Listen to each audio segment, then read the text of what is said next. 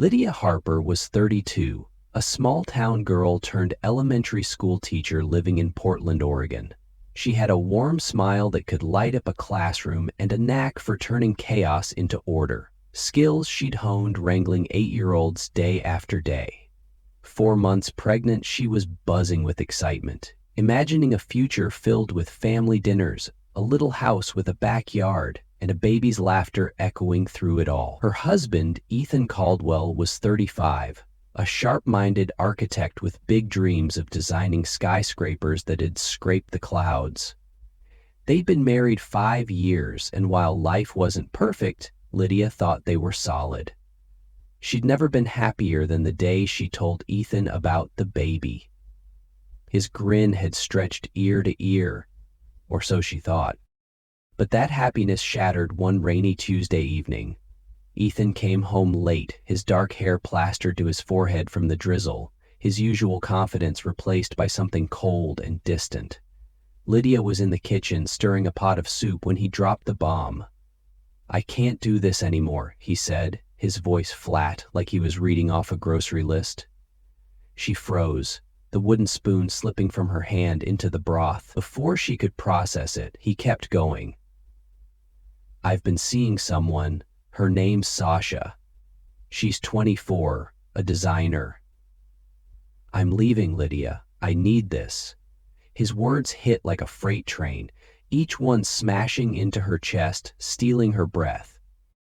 She begged him to explain. Was it her, the baby, their life together? But Ethan just shook his head, his hazel eyes avoiding hers. "I'm suffocating here. I want freedom, not a family tying me down." Sasha, he said, was everything he'd been missing, young, ambitious, untethered.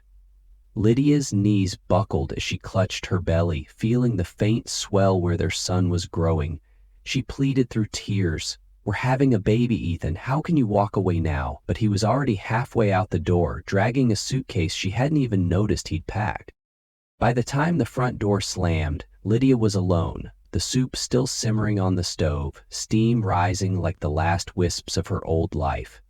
Ethan was gone, chasing a new thrill with Sasha, leaving her to pick up the pieces of a future she thought was theirs. Little did she know, this wasn't the end, it was just the beginning. The days after Ethan walked out blurred into a haze for Lydia. She stood in their cramped Portland house, staring at the empty space where his drafting table used to sit. He'd taken it along with his clothes, his laptop, and every trace of the life they'd built. Word got around fast. Ethan had moved into a sleek downtown condo with Sasha, a place with floor-to-ceiling windows and a rent that would have made Lydia's jaw drop. She couldn't wrap her head around it. How could he afford that? They'd been scraping by on her teacher's salary and his inconsistent architecture gigs.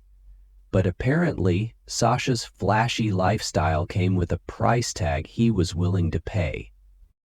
Lydia tried calling him that first night, her hands shaking as she dialed. "Ethan, please, let's talk," she choked out when he picked up. His voice was ice. "There's nothing to say, Lydia. I'm done. Move on." Then the line went dead, and so did a piece of her heart. She sank onto the couch, the same one where they'd binge-watched movies and planned their baby's nursery, and sobbed until her throat burned. The reality hit hard. She was 4 months pregnant, alone, and staring down a future she hadn't signed up for. Money was tight. Her paycheck barely covered the mortgage, let alone prenatal vitamins or the crib she'd been eyeing. Ethan hadn't left a dime, just a dusty box of old files in the garage she couldn't bring herself to touch. She'd catch herself wondering if she'd done something wrong. Was she too boring? Too tied to routine? She'd spent years supporting his late nights sketching blueprints, believing in his big break. Now he'd traded her stability for Sasha's spontaneity, and it stung deeper than she could admit. The worst came a week later when she scrolled through Instagram, desperate for a distraction. There it was, Ethan and Sasha, arms wrapped around each other outside some trendy wine bar. Sasha's auburn hair glowed in the golden hour light, her designer dress screaming money. The caption read, "New vibes, new life, freedom." Lydia's stomach twisted. He wasn't just gone, he was parading his betrayal for the world to see. She threw her phone across the room, the crack of it hitting the wall echoing her breaking spirit. She barely left the house after that. The school where she taught gave her a few days off, but even then, she couldn't face the pitying looks from colleagues or the endless questions from her students. "Miss Harper, where's your husband?" one kid asked innocently. She forced a smile and mumbled something about him being busy, but inside she was screaming. Nights were the hardest. She'd lie awake, one hand on her belly, feeling the baby kick for the first time, a tiny flutter that should have been a shared joy. Instead, it was a reminder of what she'd lost. Lydia tried to picture Ethan's new life. She imagined him sketching designs while Sasha draped herself over his shoulder, laughing at jokes Lydia used to tell. It made her sick, but beneath the hurt, something else simmered. Anger. How dare he leave her like this? How dare he abandon their son? She didn't know it yet, but that spark of rage was about to light a fire she'd never expected. For now, though, she was drowning, clutching at the wreckage of a love she'd thought would last forever. Lydia couldn't stay in that dark hole forever. The tears dried up eventually, leaving behind a dull ache and a gnawing need to do something, anything, to keep from falling apart completely. She was 5 months pregnant now, her belly rounding out under her old sweaters, and every kick from the baby felt like a nudge to get moving. She couldn't afford to wallow, not with a little boy depending on her. So one crisp October morning, she dragged herself out of bed, brewed a pot of coffee, and decided she wasn't going to let Ethan's betrayal be the end of her story. Teaching kept her afloat, but the paycheck wasn't enough anymore. She needed more, something to fill the gaps, both in her bank account and her soul. That's when she turned to an old hobby, crafting.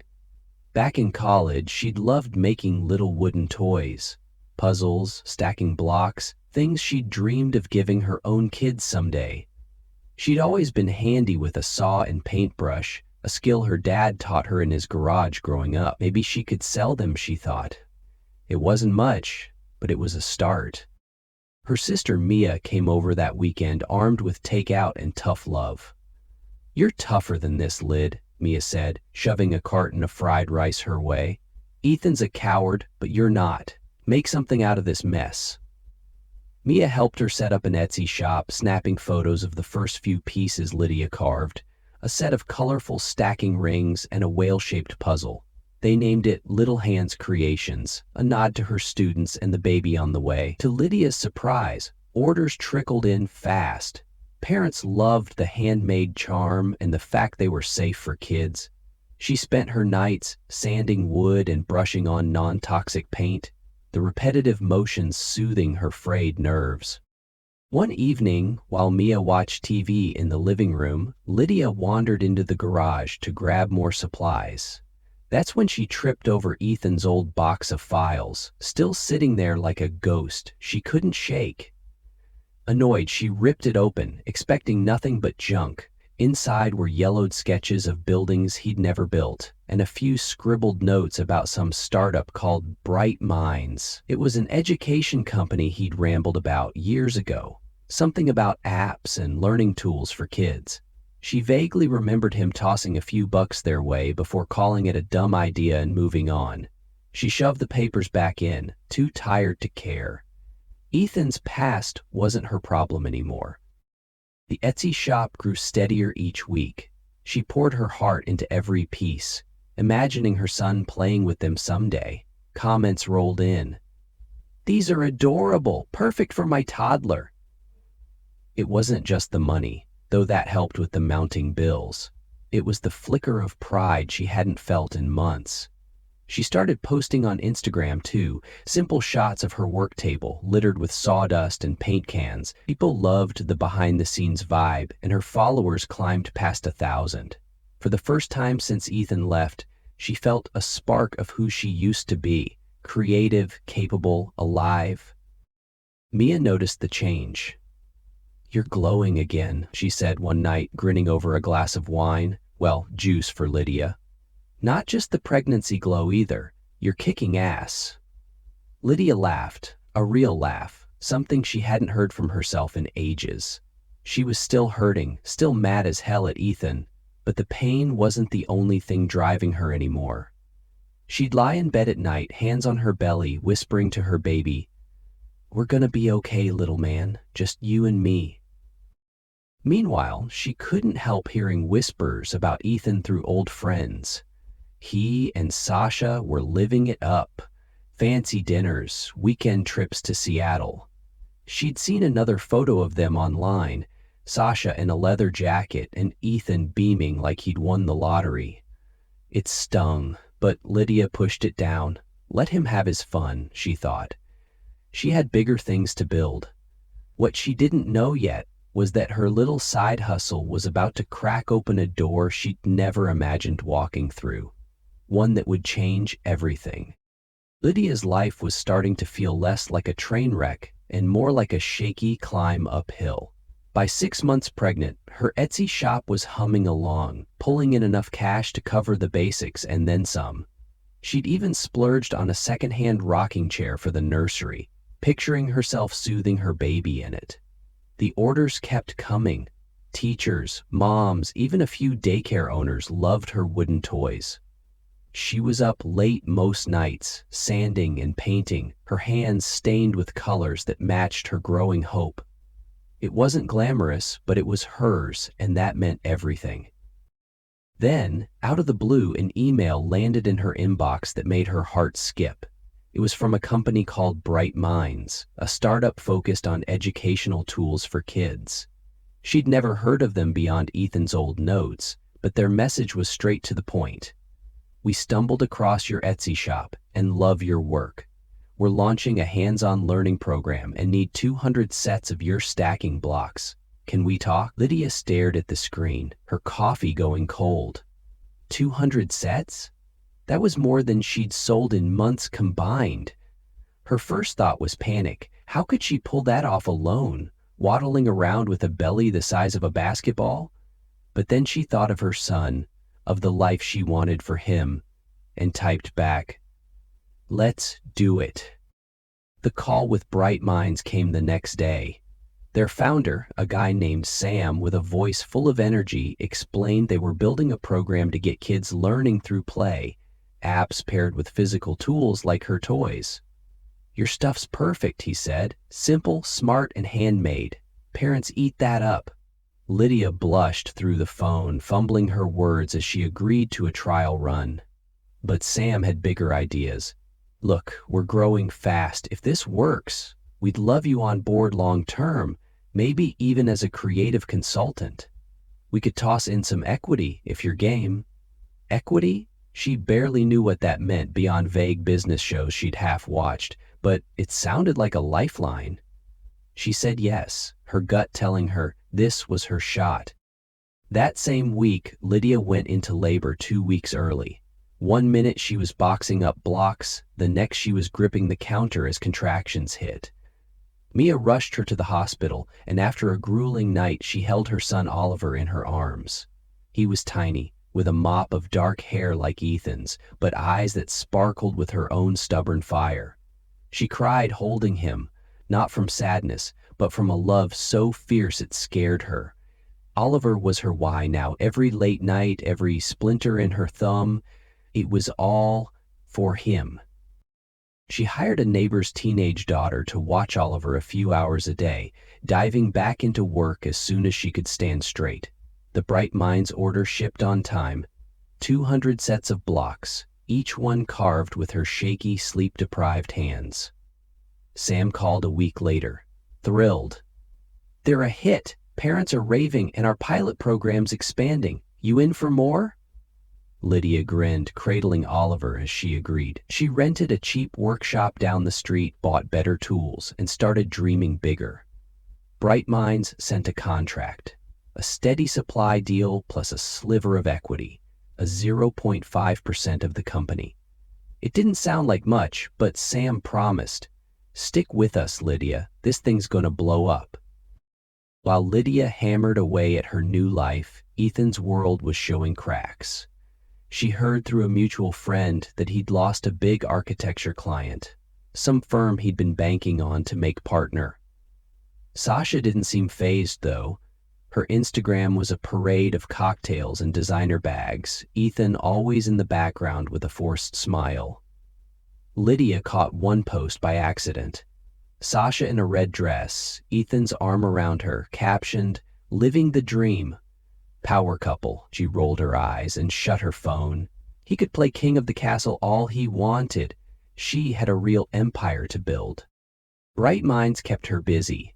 Sam started bouncing ideas off her, how to tweak the toys for different age groups, what colors popped with kids. She loved it, throwing out suggestions between diaper changes and midnight feedings.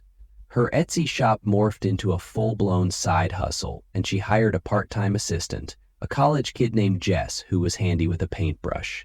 Oliver's giggles filled the workshop as she worked, his bouncer rocking beside her table. For the first time, Lydia felt in control, not just surviving, but thriving.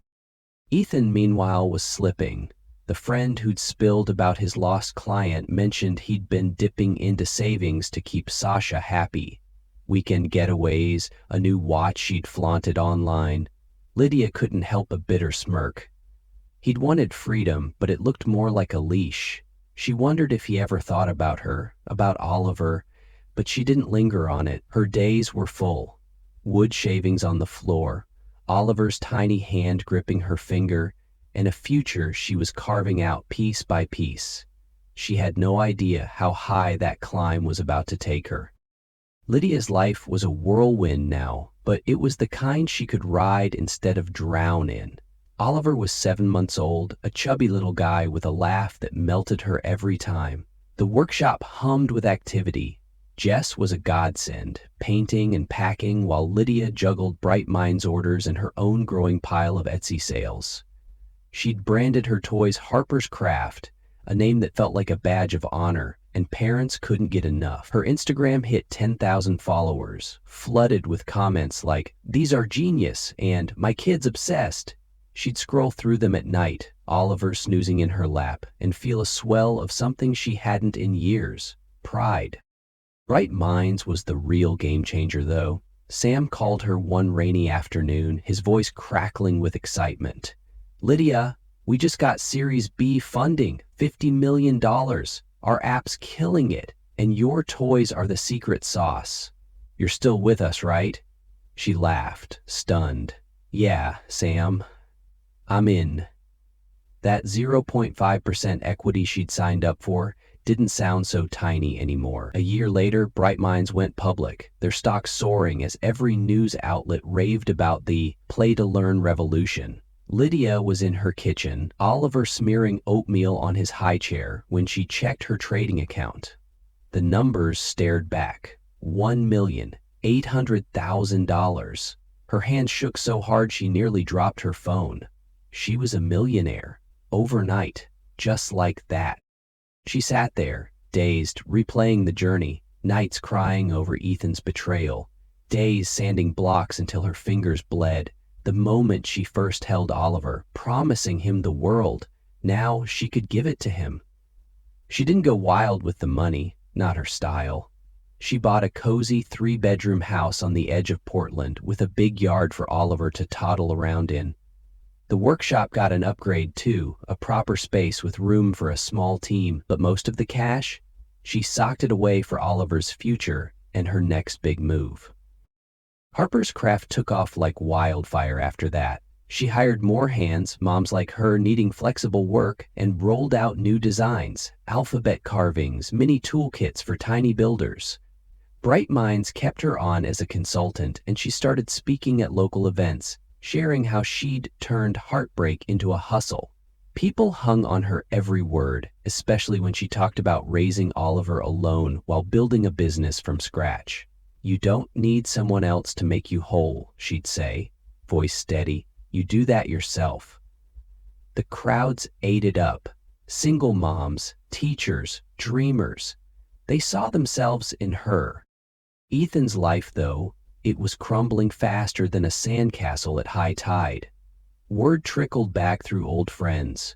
He'd lost his job at the architecture firm after a botched project tanked their biggest contract.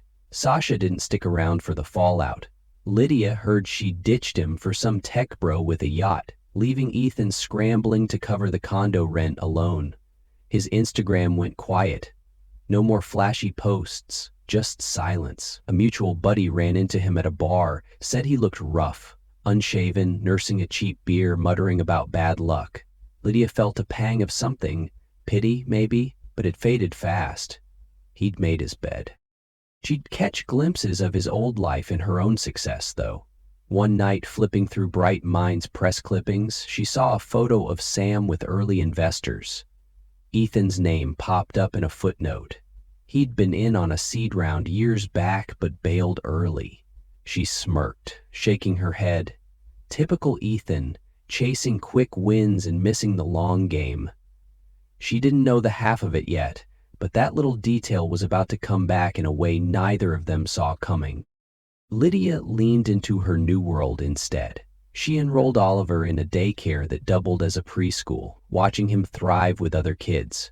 Her house filled up with his toys, some hers, some store-bought, and her laughter, louder now than it had been in years. She started a scholarship fund with her windfall, Harper's Hope, for single parents chasing education. The first recipient, a young mom studying nursing, sent her a tear-streaked thank you note. Lydia framed it above her desk, a reminder of why she kept going. Ethan hit rock bottom around then. The condo was gone, repossessed after he missed too many payments. Friends said he'd moved into a dingy studio on the outskirts of town, picking up freelance gigs that barely paid the bills. Sasha's last post Lydia saw was her on a beach somewhere tropical, a new guy's arm around her, captioned, "Real love, upgraded." She didn't feel smug about it, just done. Ethan was a ghost of her past, fading further every day she built something better. Lydia stood in her yard one evening, Oliver giggling as he chased a ball, and breathed deep. She was 33 now, a millionaire, a mom, a woman who turned abandonment into a fortune. She thought she'd seen the last of Ethan's shadow, but life had one more surprise up its sleeve, one that make her victory taste even sweeter. Lydia was riding high, her days a blur of Harper's craft orders, Bright Minds meetings, and Oliver's sticky-fingered hugs. She was 34 now, and life felt like a dream she'd stitched together from scraps. The money from Bright Minds kept her bank account fat, but it was the purpose, raising Oliver, helping others, that kept her heart full. She'd just signed a lease on a bigger workshop, one with a play corner for Oliver, when an email from a lawyer named Carla Pierce landed in her inbox. Subject: regarding Ethan Caldwell's claims. Her stomach dropped. Ethan, what now? She opened it, skimming the legalese. Carla represented Ethan, who was demanding a cut of her Bright Minds windfall. Mr. Caldwell asserts he contributed seed funding to Bright Minds in its early stages, the email read, and believes he's entitled to a portion of your equity as part of marital assets. Lydia laughed out loud, a sharp, bitter sound that startled Oliver from his block tower. Ethan, broke and desperate, was trying to claw back into her success? She called Carla the next day, voice steady. He left me when I was pregnant. We're divorced. He gets nothing. Carla sighed. He's claiming it's from before the split. I'll send you his evidence. A scanned document hit her inbox hours later, a grainy receipt from 5 years back, showing Ethan had tossed $5,000 into Bright Minds' first crowdfunding round. Lydia's mind raced. She remembered him mentioning it, some risky bet he'd bragged about over dinner, only to shrug it off later. She dug through her garage that night, Oliver asleep upstairs, and hauled out that old box of his files she'd ignored for years.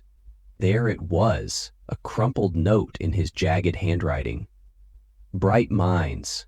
$5 K in, might pull out if it flops. She sat back on her heels, the pieces clicking. He'd invested, then bailed, but how did that connect to her? She called Sam the next morning, her voice tight. Ethan was an early backer in Bright Minds. Did you know? Sam paused, then chuckled. Yeah, vaguely. He put in 5 grand, then yanked it after a month. Said it was a waste. Why? Lydia's pulse quickened. He's coming after my equity. Says it's his. Sam laughed harder. He's got no leg to stand on. He sold his stake back to us for peanuts before we even met you. Your shares? Totally separate. Earned, not inherited. She exhaled, relief washing over her. But something nagged. What happened to his stake after he sold it? Sam went quiet, then dropped the bomb. We redistributed it to early team members and partners. Your 0.5%. A chunk of that traces back to his original slice. He didn't just lose out. He handed you his golden ticket. Lydia's jaw hit the floor. The twist sank in slow and sweet. Ethan's cowardice, his impatience, had funneled his own potential fortune straight into her hands.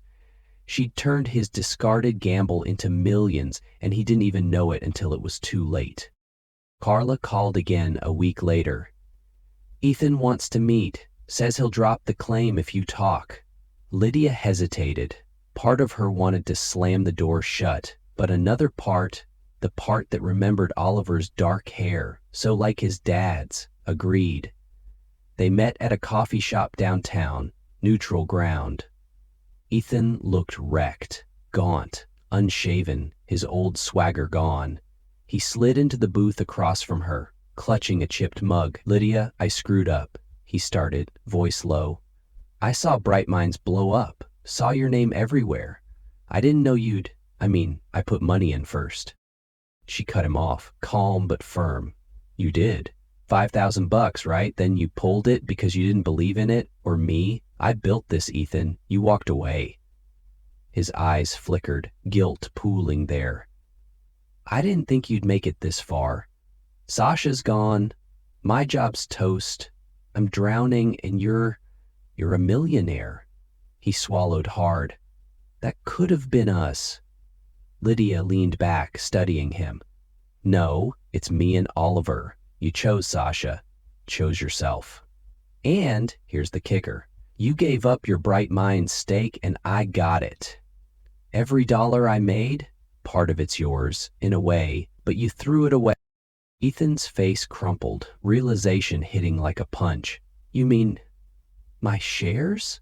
He trailed off, hands shaking. Lydia nodded, voice steady. You could have been rich too, if you'd stayed. Instead, you bet on the wrong life. She stood, tossing a few bucks on the table for his coffee. Drop the claim, Ethan. You've got nothing left to take. He didn't argue, just stared into his mug as she walked out, the bell above the door chiming her freedom. Back home, she hugged Oliver tight, his little arms wrapping around her neck. The lawyer mess faded fast. Ethan's claim died quietly. No court in the world would have backed him. Lydia sat at her desk later, staring at that old receipt, and laughed. Not out of spite, but awe. She'd turned his mistake into her triumph, his abandonment into her empire. The irony was delicious. Ethan had planted the seed, then handed her the harvest. She tucked the paper away, a keepsake of how far she'd come and how far he'd fallen. Lydia stood in her new backyard, watching Oliver chase a butterfly through the grass.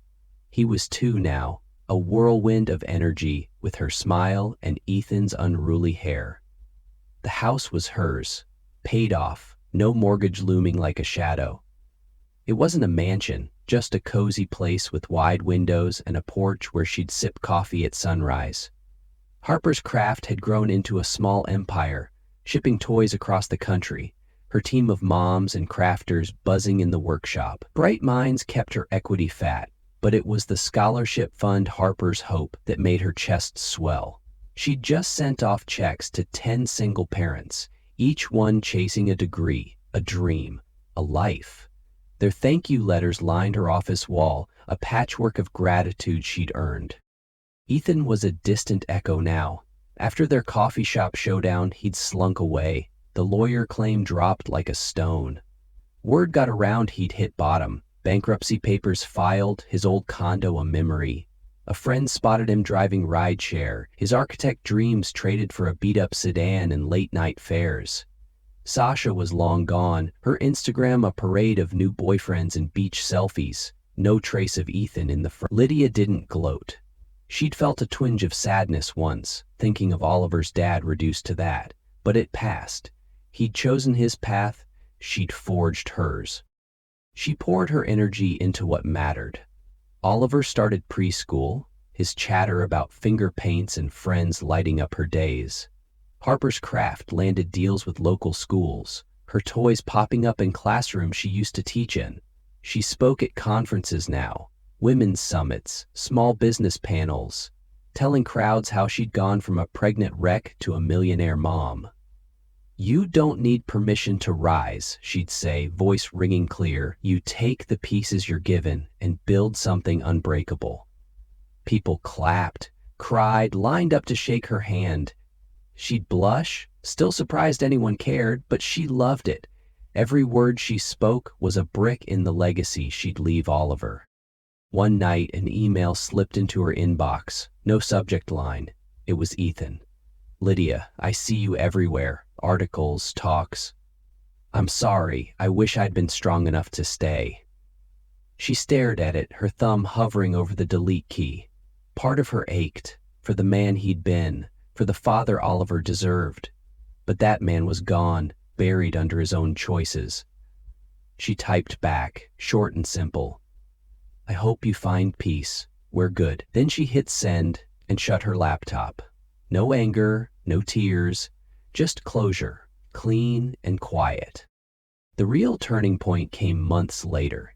Harper's Craft partnered with a national chain, her toys hitting shelves in every state.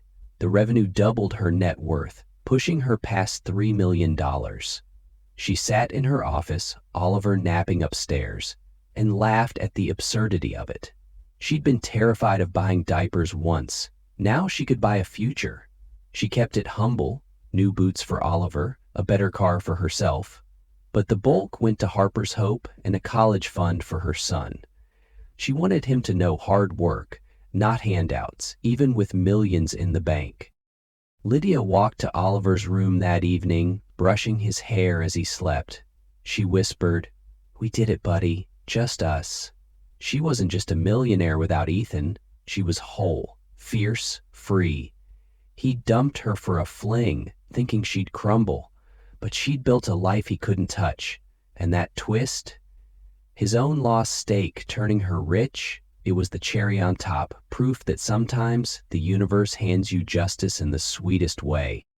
She stepped outside, the Portland sky streaked pink and gold. Oliver's laughter drifted from a dream, and her heart settled. Ethan was a shadow, fading fast. Lydia was the light, bright, steady, unstoppable. She'd turn betrayal into a fortune, heartbreak into hope, and she'd keep rising, for herself, for Oliver, for every soul who needed to hear you could start over and win.